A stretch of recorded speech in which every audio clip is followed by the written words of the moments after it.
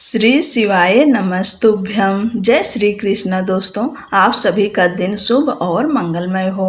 भगवान भोलेनाथ, माँ पार्वती की आशीर्वाद और कृपा आप सभी पर सदैव बनी रहे।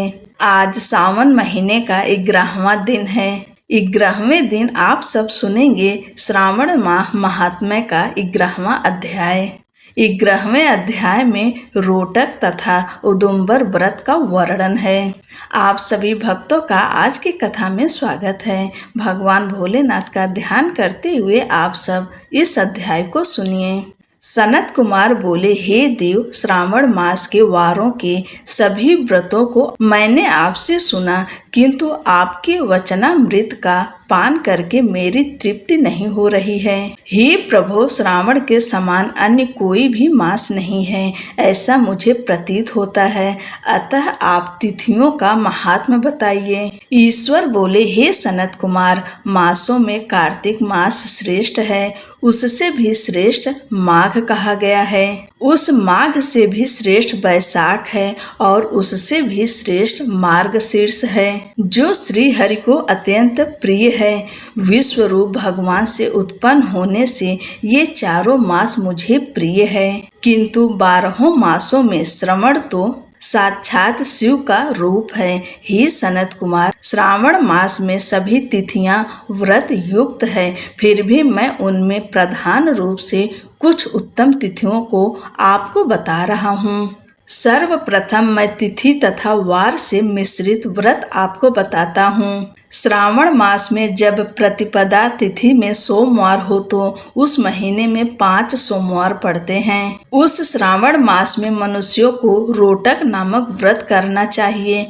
यह रोटक नामक व्रत 3.5 महीने का भी होता है।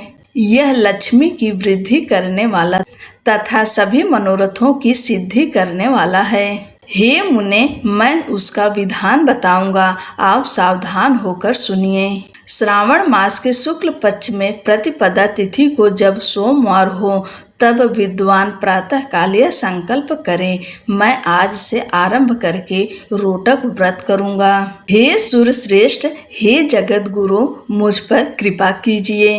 उसके बाद अखंडित बिल्व पत्रों, तुलसी दलों, नीलोत्पल, कमल पुष्पों, कहलार पुष्पों, चंपा तथा मालती के पुष्पों, गोविंद पुष्पों, आक के पुष्पों, उस ऋतु तथा काल में होने वाले नाना विध अन्य सुंदर पुष्पों, धूप दीप नैवेद्य तथा नाना प्रकार के फलों से शूलधारी महादेव की प्रतिदिन पूजा करनी चाहिए।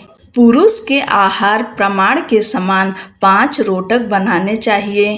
बुद्धिमान को चाहिए कि उनमें से 2 रोटक ब्राह्मणों को दें, 2 रोटक का स्वयं भोजन करें और 1 रोटक देवता को नैवेद्य के रूप में अर्पित करें। बुद्धिमान को चाहिए कि शेष पूजा करने के अनंतर अर्घ्य प्रदान करें। केला, नारियल, जंबीरी, नींबू, बीज पूरक, खजूर, ककड़ी, दाख, नारंगी, बिजौरा नींबू, अखरोट, अनार तथा अन्य और जो भी ऋतु में होने वाले फल हों, वे सब अर्घदान में प्रशस्त है। उस अर्घदान का फल सुनिए। 7 समुद्र सहित पृथ्वी का दान करके मनुष्य जो फल प्राप्त करता है, वही फल विधान पूर्वक इस व्रत को करके वह पा जाता है। विपुल धन की इच्छा रखने वालों को यह व्रत 5 वर्ष तक रखना चाहिए। इसके बाद रोटक नामक व्रत का उद्यापन कर देना चाहिए। उद्यापन कृत्य के लिए सोने तथा चांदी के 2 रोटक बनाएं। प्रथम दिन अधिवासन करके प्रातःकाल शिव मंत्र के द्वारा धृत तथा उत्तम बिल्व पत्रों से हवन करें। हे तात, इस विधि से व्रत के संपन्न किए जाने पर मनुष्य सभी वांछित फलों को प्राप्त कर लेता है। हे सनत कुमार, अब मैं द्वितीया के शुभ व्रत का वर्णन करूंगा, जिसे श्रद्धा पूर्वक करके मनुष्य लक्ष्मीवान तथा पुत्रवान हो जाता है। औदुम्बर नामक वह व्रत पाप का नाश करने वाला है। शुभ सावन का महीना आने पर द्वितीया तिथि को प्रातःकाल संकल्प करके बुद्धिमान को विधि पूर्वक व्रत करना चाहिए। इस व्रत को करने वाला स्त्री हो या पुरुष, वह सभी संपदाओं का पात्र हो जाता है। इस व्रत में प्रत्यक्ष गूलर के वृक्ष की पूजा करनी चाहिए, किंतु गूलर वृक्ष न मिलने पर दीवार पर वृक्ष का आकार बनाकर इन 4 मंत्रों से उसकी पूजा करनी चाहिए। हे उदुम्बर, आपको नमस्कार है। हे हेम पुष्पक, आपको नमस्कार है।